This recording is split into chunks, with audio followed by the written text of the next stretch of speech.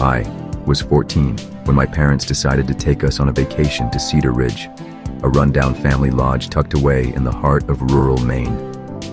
The place was as old as time, creaking wooden cabins, a pervasive odor of stale smoke, and a maze of corridors where giant cockroaches scuttled under flickering lights. I always felt out of place there, the only boy among my two little sisters, ages 9 and 5. I spent most of my time wandering the property, hoping to find a few kids my age, but all I encountered were families with small children. That all changed one sluggish afternoon in the rec room. I met a girl named Marissa, who was 15. Her presence was magnetic, both unsettling and intriguing. We struck up a conversation amid the clamor of arcade machines, and I learned she was staying at Cedar Ridge with her family, though she confided that she was miserable there too. There was an odd quality to her, a hint of danger hidden behind her guarded smile. The next day, while passing by the aging pool deck, Marissa waved me over. "Marissa, VO. Come with me," she said softly, inviting me on a walk along a narrow trail that led to a river behind the lodge. As we strolled along the banks of the churning water, I tried to get to know her better. When I asked which cabin her room was in, she hesitated before murmuring that it was the one adjacent to the main hall, a vague answer that unsettled me. Seated by the cold, churning river, she began to divulge grim details about her life.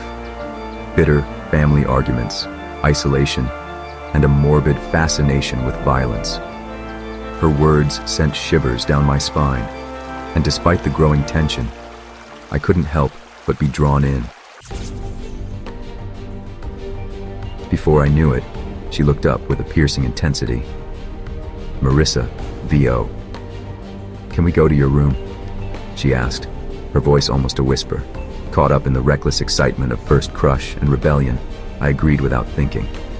I led her down the hall to my room, a separate space linked to my parents' room, yet with its own door. The moment we stepped inside, the atmosphere shifted from awkward to downright unnerving. We sat on my bed, the silence heavy with uncertainty.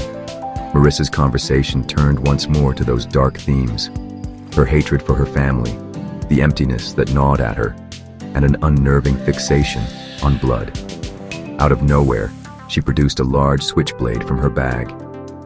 Its metallic glint in the dim light sent a chill racing through me.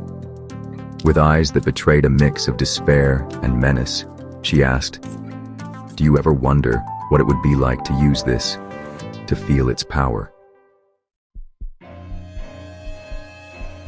The question hung in the air, and I froze.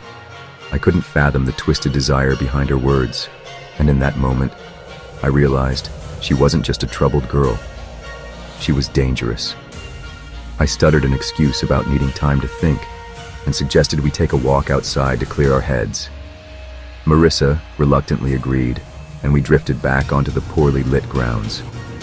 I watched as she scanned the faces of other guests, her gaze lingering on unsuspecting families with a disturbing intensity.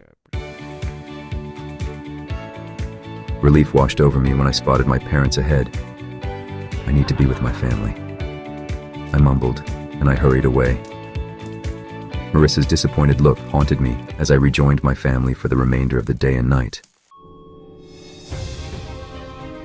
That night, after a tense dinner and a forced attempt at sleep in the vast, echoing room, I was jolted awake by a soft beeping sound.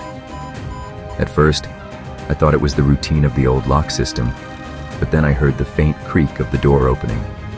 In the half-light, I saw a shadow, a figure standing in the doorway. As my eyes adjusted, I recognized Marissa, her face illuminated by the cold glow of the hallway light. She stood there, holding the switchblade, her voice eerily calm as she repeated in a hushed tone, "I want to feel that rush. Will you help me?" Panic surged through me as I scrambled for my phone. I shouted for help, and soon enough, my father burst into the room. In the ensuing chaos, guests began to emerge from their rooms, drawn by the commotion. Marissa's eyes, wild and unrepentant, met mine one last time before she fled into the darkness. Later that night, the resort staff and local police combed the property. No records could be found for anyone matching her description, and no other guests reported a girl like her staying at Cedar Ridge. Many families, including mine, left at dawn, shaken and unwilling to endure another moment in that place. To this day, I still wonder about Marissa, a girl whose disturbed soul hinted at an even darker future. What began as a seemingly harmless encounter had morphed into a nightmare that I couldn't escape, a stark reminder that sometimes the scariest monsters aren't supernatural but disturbingly human. I should have known something was wrong when the key was warm, like it had been clutched in someone's fist moments before we arrived. My fiancée, Kate, and I had booked the cabin to celebrate our engagement. A friend swore a private rental near Breckenridge would be romantic as hell. The listing showed a cozy A-frame nestled in the pines, just 20 minutes from the slopes. Too good for the price, I'd thought.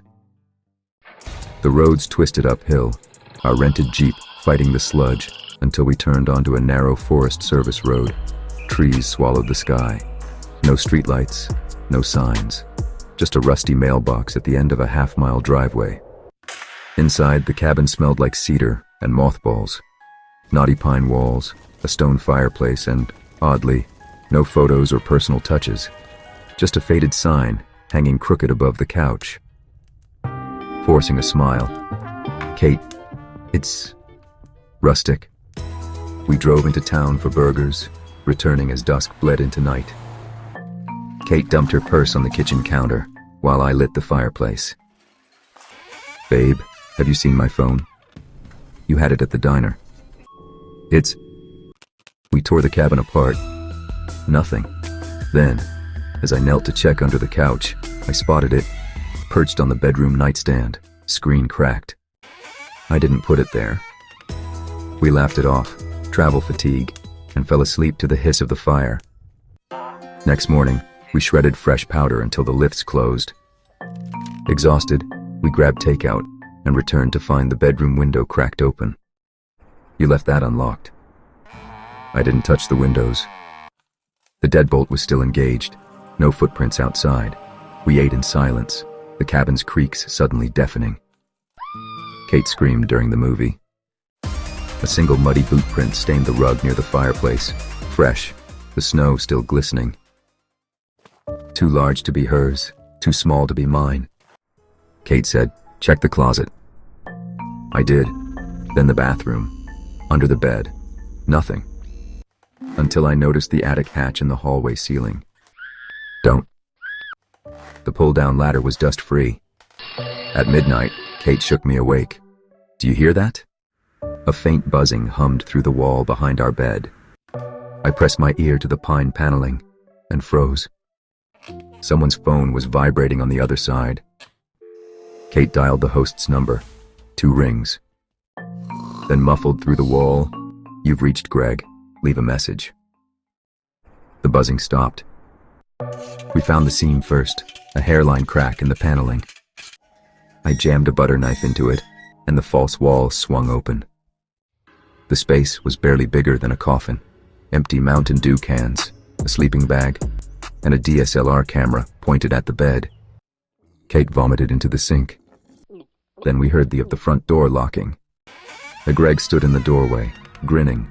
His profile photo hadn't captured the raw, animal hunger in his eyes.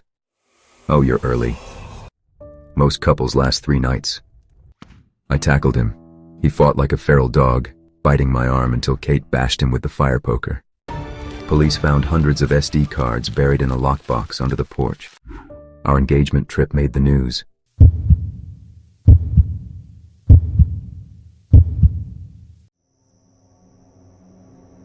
The first red flag was the way he said, "American."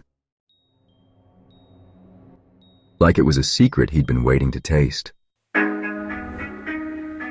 We should have noticed the way his eyes lingered a beat too long on Sophie's gold necklace, or how his smile didn't reach his icy blue eyes. But London was pulsing around us. The growl of black cabs, the smell of rain-soaked cobblestones, the dizzying glow of neon pub signs. And we were too drunk on freedom to care. My cousin Sophie and I had planned this trip for years. Two small-town girls from Ohio, armed with fake IDs and our parents' credit cards, determined to conquer London. We'd booked the St. Pancras Renaissance Hotel, a splurge we justified as cultural immersion. The lobby smelled like old books and ambition, with vaulted ceilings and staff who eyed our ripped jeans like we'd tracked in mud. By dusk, we'd dumped our suitcases and raced to the Tower Bridge. Sophie insisted on reenacting poses while I snapped photos, my fingers numb from the November chill.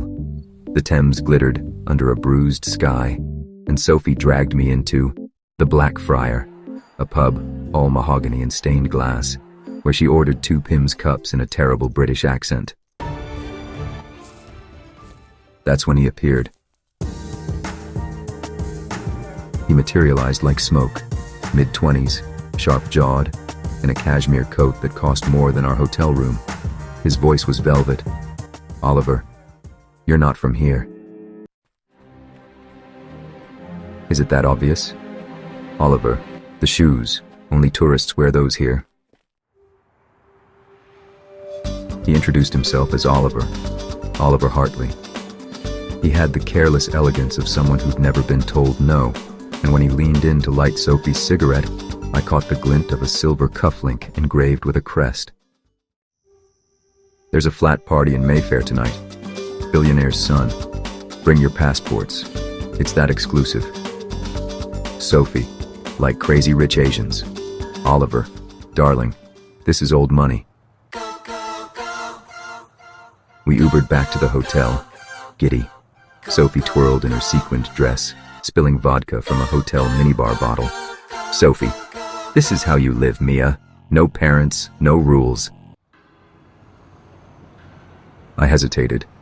Mia, that guy gave me a vibe. A vibe. Sophie, come on. When will we get another chance to party in a Mayfair mansion? Oliver texted an address in Knightsbridge, 11:30, dressed to ruin lives. We did. The building was a Georgian tomb, ivy-choked, windows boarded, no bass thumping, no laughter, just the groan of a rusty intercom. Oliver opened the door, his smile stretching like a knife wound. "Oliver, you're early." Inside, the flat was a museum of decay. Crystal chandeliers dangled above moth-eaten Persian rugs. A grand piano hunched in the corner, keys yellowed and cracked. The air smelled like cigars and something sharper. Bleach, maybe. Another man leaned against the fireplace, all muscle and menace. His knuckles were scarred, his eyes black as oil. "Champagne?" Oliver offered, handing us crystal flutes. The ice cubes fizzed faintly. Sophie nudged me. "Don't drink." "Where's the party?" Sophie asked, her laugh brittle. "Patience. The night's young." The silent man cracked his neck.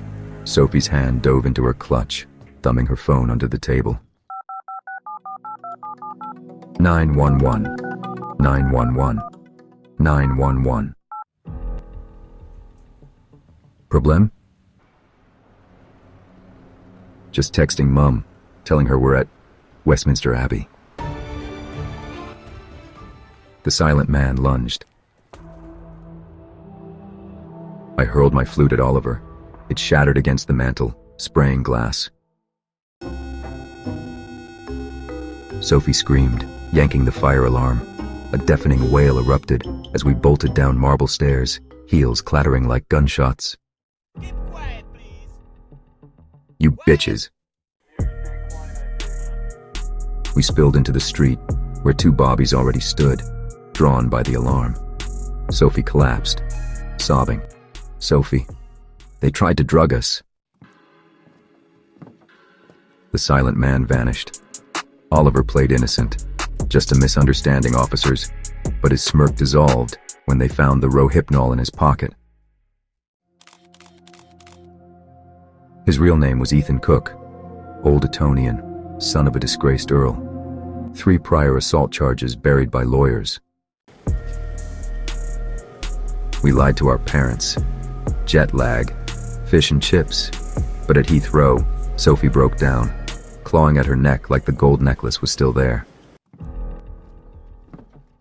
It wasn't.